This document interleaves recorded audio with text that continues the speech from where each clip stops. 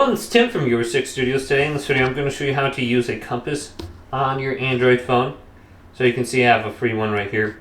And it's very easy to get these. You just go to the Google Play Store, this little icon right here. Play Store, open this up. Just go to search and search for a compass. And there's a bunch of different compasses on here that you can use. I just use the digital compass right here. But there's another one. Just make sure they have a good rating. So this is 4.7 with 5 million plus downloads. Let's go ahead and just try this one out. And they should be very basic. So this is almost installed.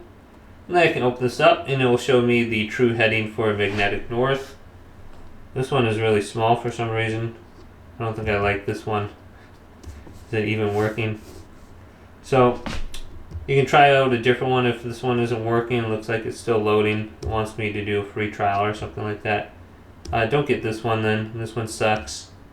So let's just go back to my original one, digital compass. This one works. And you can see everything on here when I move it around.